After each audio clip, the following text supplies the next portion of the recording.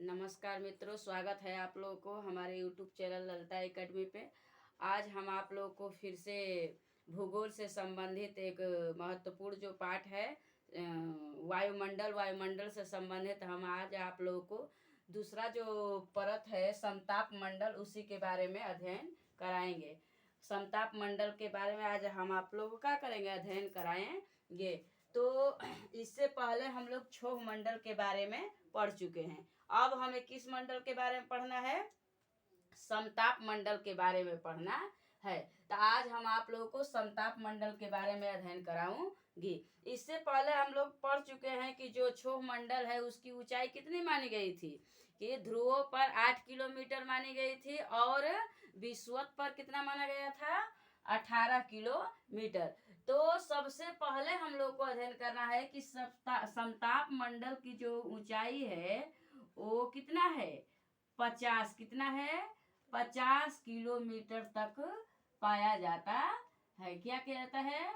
50 kilometre तक पाया जाता है। किसकी ऊंचाई? समताप मंडल की ऊंचाई। और यह क्या है? दूसरा परत है। क्या है? वायुमंडल का। क्या? वायुमंडल का क्या है? दूसरी परत है। क्या है? वायुमंडल की दूसरी परत है। अब हमें इसमें दूसरा पॉइंट अध्ययन करना है कि समताप मंडल जो है उसमें मौसम संबंधी कोई घटना घटित नहीं होती है। क्या होता है? मौसम संबंधी। क्या?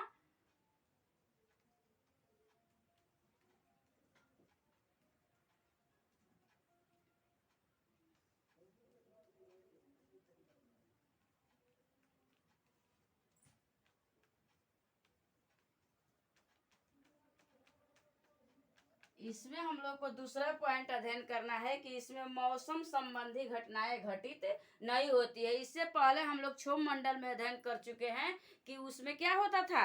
मौसम संबंधी घटना घटित होता था। जैसे आंधी आना, ओले पड़ना, बिजली कड़कना, वर्षा होना, ये सब घटनाएं किसमें होता था? क्षोभ मंडल में होता था। लेकिन जो समताप मंडल है इसमें कोई भी मौसम संबंधी घटना घटित नहीं होती है, अर्थात इसमें आंधी, ओले, तूफान, बिजलियां नहीं कड़कती हैं। तो इसमें हम लोग को तीसरा पॉइंट अध्ययन करना है कि समताप मंडल जो है ना, वह वायुयान उड़ाने के लिए आदर्श मंडल माना गया है। क्या माना गया है? अच्छा मंडल माना गया है। क्या उड़ाने के लिए? वायुयान अर्थात जहाज जिसे बोलते हैं। का? जहाज उड़ाने के लिए क्या है? बहुत अच्छा मंडल माना जाता है, अर्थात आदर्श मंडल है। क्या है? आदर्श मंडल है। वायुयान उड़ाने के लिए क्या है? आदर्श मंडल है। और इसमें तीसरा चौथा पॉइंट जो अध्ययन करना हम लोग को कि जो समताप मंडल में कौन सी परत पाई जाती है? तो ओजोन लेयर पाया जाता है। कौन सा परत पाया जाता है? ओजोन परत पाई जाती है। इसी मंडल में ओजोन, कौन सा? ओजोन परत पाई जाती है। क्या होती है? ओजोन परत पाई जाती है। यह कितने से कितने किलोमीटर के बीच में पाई जाती है? तो यह 15 से लेकर 35 किलोमीटर के बीच में पाई जाती है। कहाँ से? 15 किलोमीटर से लेकर के कितना? 35 किलोमीटर। कितना? 35 किलोमीटर के मध्य में ये मंडल पाया जाता है। ये परत पाया जाता है। कौन सा परत?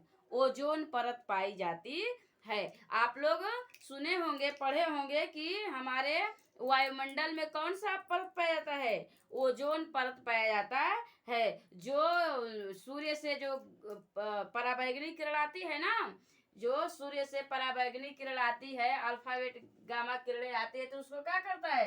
ये ही परत अवशोषित कर लेता है, अर्थात अपने में सोख लेता है और उसे पृथ्वी पर आने नहीं देता है। कौन सा परत?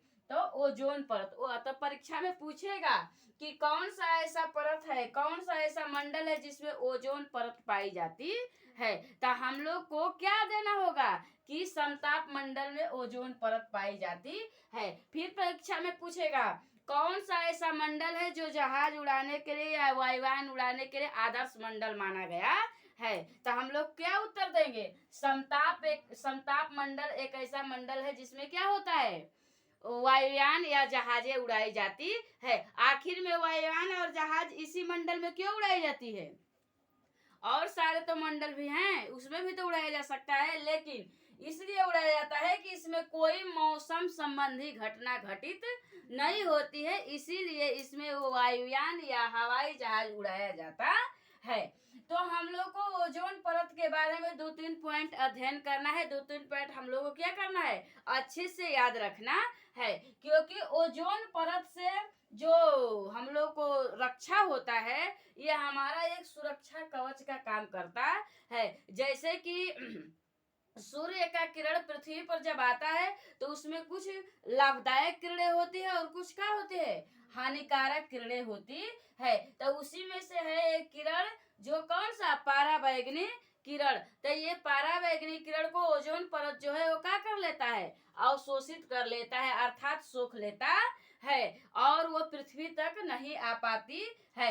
आप लोग पढ़े होंगे, आप लोग सुने होंगे कि सुन रहे हैं कि ओजोन परत में क्या हो रहा है, छेद हो रहा है या ओजोन परत पतली हो रही है। तो इसका एक कारण है, जब ओजोन परत पतली होगी तो उसमें से क्या होगा, पराबैंगनी किरण पृथ्वी पे आएगा, और जब पराबैंगनी किरण पृथ्वी पे आता है तो अनेक प्रकार के रोग होने लगते हैं, जैसे त्वचा कैंसर होता है, और तापमान में अत्यधिक वृद्धि हो जाता है। हमारे धरती पर टेम्परेचर क्यों अत्यधिक बढ़ रहा है, क्योंकि ओजोन लेयर परत में क्या हो रहा है, ओजोन परत पतली हो रही है, अर्थात ओजोन परत में छेद हो रहा है। ये किस कारण हो रहा है, क्योंकि इसका ओजोन परत में छेद होना या पतला होना, इसका कारण कौन है, हम ही लोग ना हैं। इसका कारण मनुष्य ही है, क्योंकि इसको ओजोन परत को पतले करने में एक सबसे महत्वपूर्ण गैस है जिसका नाम है क्या,